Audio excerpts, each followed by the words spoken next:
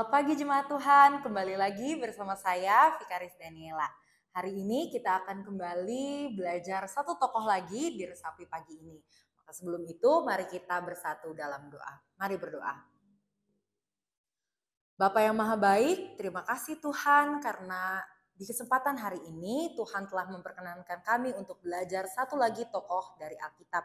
Kiranya Tuhan kami anak-anak-Mu dapat meneladani tokoh ini dan menjadikannya pedoman bagi kehidupan kami. Berkatilah kami Tuhan, hanya di dalam nama-Mu kami berdoa dan bersyukur. Amin. Pada Resapi hari ini kita akan membahas tentang salah satu perempuan dan ibu yang menjadi teladan bagi ibu-ibu Kristen di seluruh dunia. Siapakah dia? Namanya adalah Eunike. Kita pasti sering mendengar tentang Eunike, khususnya ketika kita berbicara tentang anaknya Timotius. Seorang anak muda yang dipercaya oleh Paulus menjadi rekan sepelayanannya. Nama Eunike berasal dari kata unik yang berarti kemenangan yang baik. Sebuah nama yang berarti kemenangan.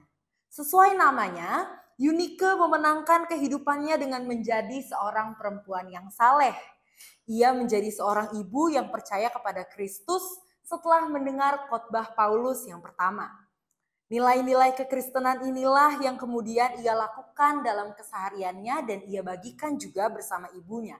Selain itu, Eunike juga mengajarkannya kepada anaknya meskipun suaminya atau ayah Timotius bukanlah seorang yang percaya kepada Kristus. Hal ini dapat kita temukan pada surat Paulus yang kedua kepada Timotius pasal 1 ayat 3 sampai 6 demikian. Aku mengucap syukur kepada Allah yang kulayani dengan hati nurani yang murni seperti yang dilakukan nenek moyangku. Aku selalu mengingat engkau dalam permohonanku baik siang maupun malam. Apabila aku terkenang akan air matamu, aku ingin melihat engkau supaya penuhlah sukacitaku. Terutama di ayat 5 ketika Paulus mengatakan demikian. Sebab aku teringat akan imanmu yang tulus ikhlas. Iman yang pertama-tama hidup di dalam nenekmu Lois dan di dalam ibumu Eunike. Aku yakin hidup juga dalam dirimu. Kemudian Paulus memperingatkan Timotius untuk terus mengobarkan karunia Allah yang ada padanya melalui penumpangan tangan Paulus atas Timotius. Selanjutnya, kita dapat membaca penguatan dari Paulus yang Paulus berikan kepada Timotius dengan meminta Timotius mengingat ajaran ibunya. Kita dapat membaca hal ini dalam 2 Timotius 3 ayat 14 sampai 15 demikian. Namun hendaklah engkau tetap berpegang pada kebenaran yang engkau terima dan yakini. Dan dengan selalu mengingat orang yang telah mengajarkannya kepadamu. Ingatlah juga bahwa sejak kecil engkau sudah mengenal kitab suci yang dapat memberi hikmat kepadamu dan menuntun engkau kepada keselamatan melalui iman kepada Yesus Kristus. Dari kedua pasal ini kita dapat melihat bahwa Paulus tidak semerta-merta memilih Timotius menjadi rekan sepelayanannya. Melainkan karena ia melihat bahwa Timotius telah dibesarkan dalam rengkuhan didikan Kristen yang diajarkan oleh ibunya Eunike. Kini ketika kemudian hari kita mengenal Timotius sebagai seorang pelayan Tuhan yang diakui oleh Paulus, kita tidak boleh melupakan peran Eunike dalam mendidik dan membesarkan Timotius. Tidak hanya itu, Eunike juga tidak menghalangi Timotius dalam perjalanan pelayanannya, melainkan ia mendukung penuh anaknya. Dari sikap Eunike ini kita dapat belajar 3 poin yang penting. Poin yang pertama, mendidik anak-anak mengenal Tuhan. Pendidikan tentang Tuhan dalam kehidupan anak-anak sangat penting. Melalui didikan dan bimbingan orang tua, anak dapat menjadi anak yang taat dan percaya kepada Tuhan. Kita juga dapat mendorong anak-anak untuk menjadi anak yang hidup dalam tuntunan kasih. Anak yang di dalam kehidupannya banyak mengamalkan kasih dan hidup berdasarkan hikmat Tuhan. Di dalam mendidik anak-anak tentu saja kita membutuhkan kesabaran. Maka mari kita maknai kesabaran dan kesulitan ini sebagai perjalanan yang harus kita tempuh demi kehidupan beriman anak-anak kita. Yang kedua, menjadi pilar iman bagi keluarga. Kita ketahui bersama bahwa tidak semua anggota keluarga Yunike dan Timotius adalah seseorang yang percaya kepada Tuhan. Seperti contohnya suami Yunike. Namun meskipun demikian, hal ini tidak membuat mereka gentar. Demikianlah harusnya kita juga mempertahankan iman kita dalam relasi kita dengan sesama. Kita umat Tuhan yang hidup di Indonesia dalam keberagaman beragama dan berbudaya.